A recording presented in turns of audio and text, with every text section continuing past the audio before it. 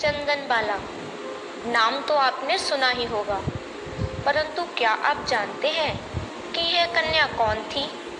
वर्तमान के 24वें तीर्थंकर महावीर भगवान की सगी मौसी, जिन्होंने अपना पूर्ण जीवन ब्रह्मचर्य पूर्वक रहने का निर्णय लिया था, जो अंतरंग में सम्यक दृष्टि, अत्यंत शीलवान तथा बाहर में अत्यंत मनोहर और सुंदर कन्या थी।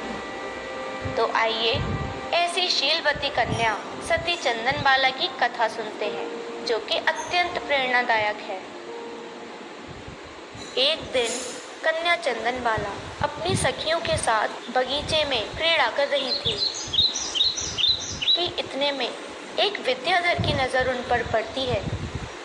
वह उसकी सुंदरता पर मोहित होकर उसका अपहरण करके ले जाता है।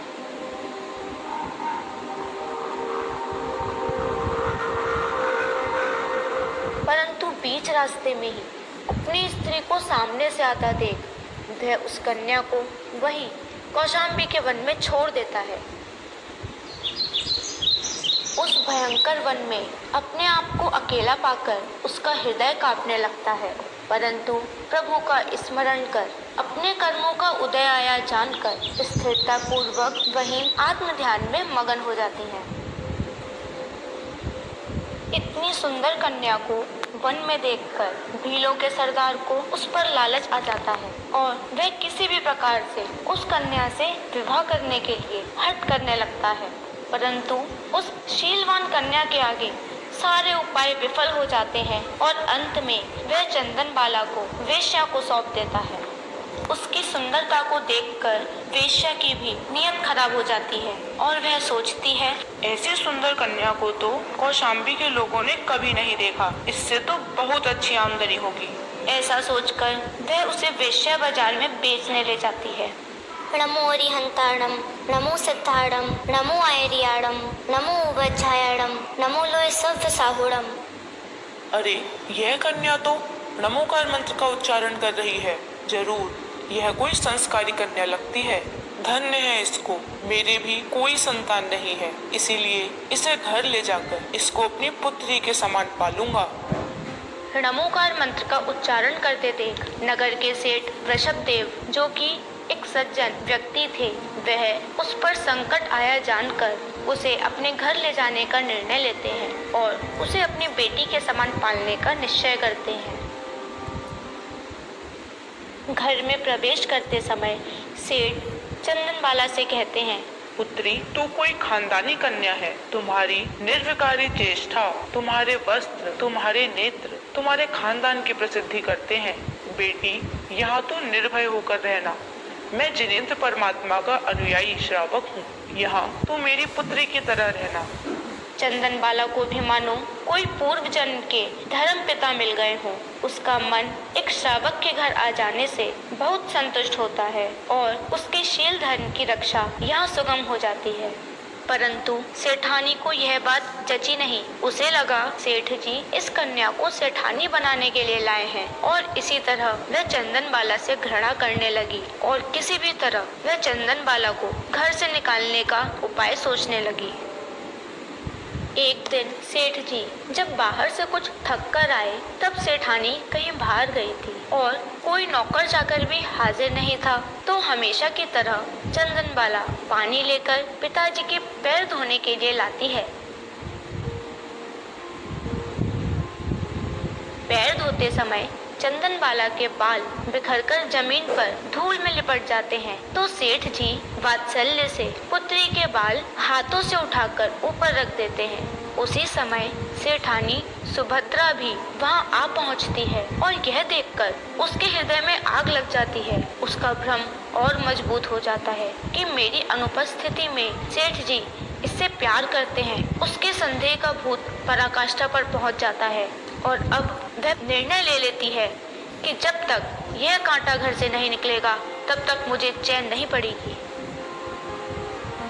एक दिन सेठ जी अपने किसी कार्य से बाहर गए थे, तब सेठानी ने अनुकूल अवसर देखकर अपना कार्य सिद्ध करने की ठान ली।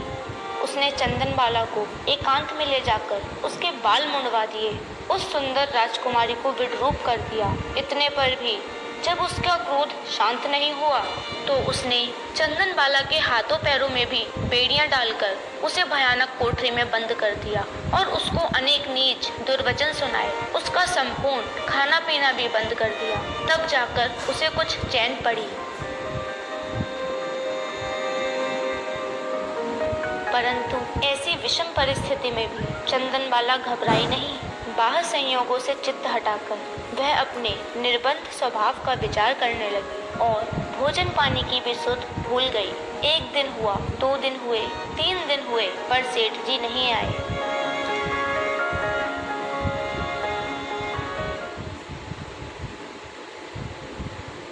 चंदना, बेटी चंदना। बहुत ढूंढने पर भी जब सेठ जी को चंदनबाला नहीं मिली तब वह सेठानी से पूछते हैं, सुभद्रा, बेटी चंदना कहाँ है? मुझे नहीं मालूम तुम्हारी लड़की का। अब भी उसका पता न मिलने पर वह दास दासियों से पूछते हैं। किसी से कोई भी जवाब न मिलने पर दासियों के भी आंखों में पानी भर आता है। परंतु एक दासी कोठरी की तरफ नजर करके वहां से चली जाती है। सेठ जी भी समझ जाते हैं कि जरूर कोई गंभीर घटना घट गई है। कोठरी में जाकर देखते हैं तो वे आश्चर्यचकित रह जाते हैं। उनकी आंखों में अंधेरा छा जाता है। उनके मुख से चीख निकल पड़ती है। चंदना बेटी, बेटी चंदना, बोलती क्यों नहीं? किसने किया तेरा यह हाल? उसकी दयनीय दशा देखकर सेठ जी रो पड़ते हैं। चंदना बोले बिना ही स्नेह भरे अश्रुपूर्ण नेत्रों से अपने धर्म पिता की ओर देखती रहती है। सेठ जी ने तुरंत दरवाजा खोला और शीघ्र ही बेड़ियां तोड़ने के लिए लोहार को बुलाने चले जाते हैं। जाते जाते उपवास के पाड़ने के लिए वे चंदनबाला को उबली हुई उड़द की दाल और उबला हुआ पानी दे जाते हैं। परंतु अब चंदनबाला भावना भा रही थी कि कोई मुनिराज आहार के लिए आए तो पहले उन्हें आहार दान देकर पश्चात स्वयं पालना करूं। परंतु मुझ अभागिन को ऐसा सौभाग्य कहाँ? ऐसा विचारते विचारते उसकी आंखों से आंसू टपकने लगते हैं। लेकिन भावना भी बलवान होती है, वह होनहार के अनुकूल ही फलती है। मुनिराज महावीर बार बार कौशाम्बी में आहार के लिए आते, पर प्रतिज्ञा पूरी न होती और वापस चले जाते। अंत में आज 5 माह 25 दिन के उपवास के बाद मुनिराज महावीर पुनः कौशाम्बी में आहार के लिए पधारे हैं। मुनिराज महावीर वृषभदत्त सेठ के घर ही आ रहे हैं। मुनिराज को अपनी ओर आता देखकर वह खुश हो जाती है। वह अपना सब दुख भूलकर प्रभु का सत्कार करने आगे बढ़ती है। आश्चर्य, बंधन स्वयं ही टूट जाते हैं। सिर पहले की तरह सुंदर बालों से सुशोभित हो जाता है। रूप सौंदर्य जगमगा उठता है। सारा वातावरण एकदम ही पलट जाता है। वह टकटकी लगाकर मुनिराज को देख रही थी और उसके पश्चात हर्ष के वातावरण में नवता भक्ति पूर्वक मुनिराज का परगाहन होता है और मुनिराज आहार लेते हैं। इस मंगल प्रसंग को देखकर देवगण भी आकाश से जय जयकार करते हुए पंचाश्चर्य रत्न वृष्टि करने लगते हैं, धुंधुभी बजाने लगते हैं। चारों ओर हर्ष का मंगल वातावरण छा जाता है और सेठानी को भी इस प्रसंग का पता पड़ने पर उसका अभिमान चूर चूर हो जाता है। अपने खोटे कर्मों का अनेक प्रकार से पश्चाताप करने लगती है। परंतु क्षमा स्वभावी चंदनबाला अपनी माता से कहती है, माता, मेरे ही कर्मोदय के कारण यह घटित हुआ था। आपका इसमें कोई दोष नहीं। क्षण में समस्त वातावरण मंगलमय हो जाता है। अपने धर्म पिता से आज्ञा मांगकर चंदना अपनी बड़ी बहन मृगावती के साथ राजमहल की ओर चल देती।